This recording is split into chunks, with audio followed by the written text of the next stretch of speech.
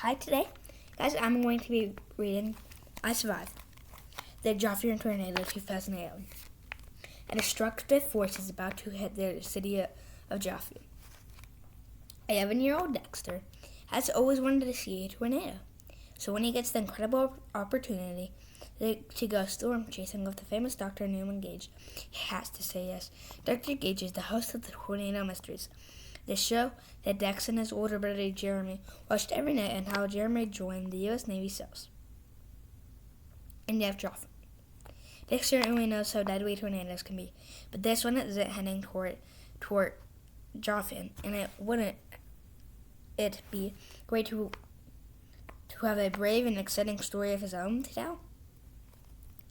Jeremy, when he comes home, but when the tornado shifts direction, Dexter's bravery is about to get seriously tested.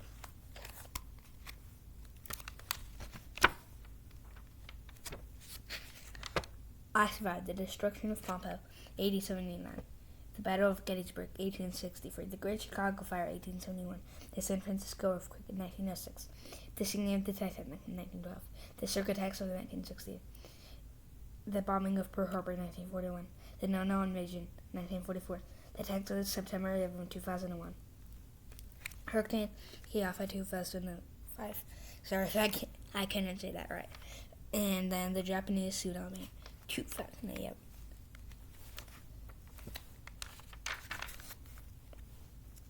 To the people of Joffrey, Missouri. Okay. Chapter 1. Sunday, May 22nd, 2011, 5:42 p.m., Joffrey, Missouri. A monster EF5 tornado was destroying the city of Joffrey, Missouri, and a 11-year-old Dexter James was in its no-no grip. The tornado had snuck up in the city, hiding behind a wall of storm clouds. Few knew it was coming, and nobody imagined that within minutes it would kill 158 people and destroy much of the city. There's no picture here. There's not really a picture if you consider that as a picture. That's all there pretty much is picture-wise on here. And hours before, Joffrey had hummed with Happy Life, Cheers, Rosa from Middle League, Fields, the gardens bloom, the frosts and wild starberries, trees echoed with prayers, and I don't know. I should know. It was a typical Sunday afternoon, on how the day turned dark and wind began to howl. And then the sky exploded like a bomb. The tornado was 3/4 of a mile wide, with winds that topped 200 miles per hour. 200 miles per hour. It swept away houses and breasted the wreckage thousands of feet into the sky. It tore apart schools and sent stores crashing down on the people. Inside, cars flew through the air. Trucks turned into missiles. Century-old trees were ripped from the ground. The tornado sirens roared. People rushed to their basements and huddled in bathrooms as their house collapsed on top of them. Parents gripped their children as no-no winds tried to tear them away. In minutes, entire neighborhoods yet in ruins. Dex was in an SUV when the tornado hit, and now he was shocked. The furious winds roared and sent trees and rocks smashing against the SUV. And then, smash! Windows shattered. The tornado's fury blasted into the SUV. Dex was attacked by the swirling winds filled with bits of wood and metal and grass. The pain was like being stung by thousands of scorpions. Imagine being stung by thousands of scorpions over and over. That wouldn't feel good, would it?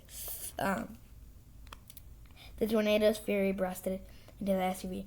Dex was attacked by swirling winds filled with bits of wood and metal and grass. The pain was like being stung by... Oh, yeah, I already read that. And then the wind grabbed Dex had always wanted to see a tornado for real, and now here it was. The no-no swirling darkness. Dex was being sucked into the tornado, and there could be no escape.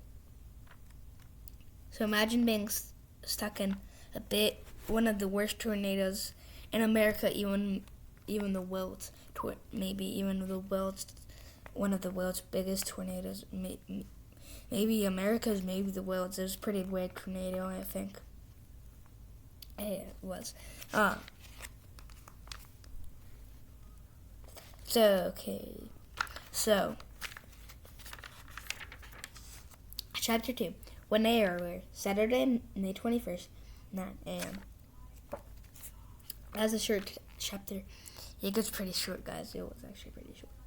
Dex pedaled his bike through the quiet streets of his neighborhood. His dogs,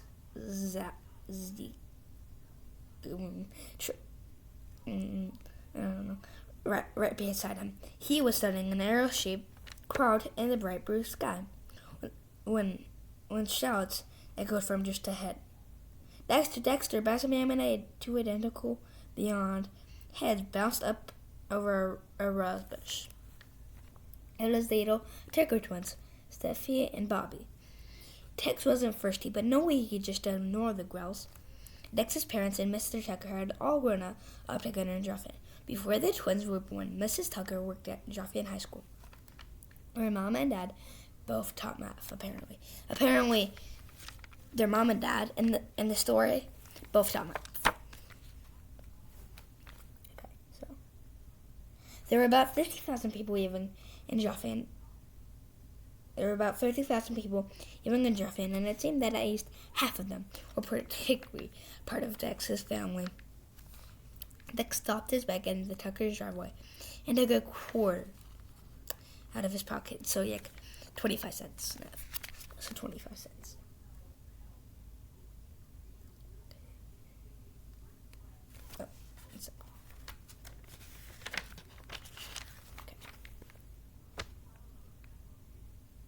Dex stopped his bike in the Tucker's driveway and took a quarter out of his pocket. Both girls pointed at Ziki and Giggle. The dog sat patient with his tongue hanging almost down to the ground. Dex had a yaff too. Poor Ziki was probably the no dog in southwestern Missouri. Dad had it right when he said Ziki looked like a cross between a dolphin and a hyena. Okay, so I don't know why you would say that about a dog. Dolphins are good, hyenas hunt, and dogs don't usually hunt if they're as pets.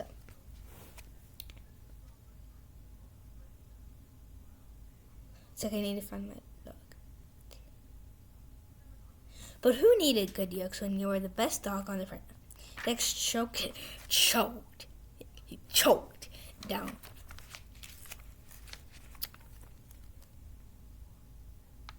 And so I had no idea how to break it down.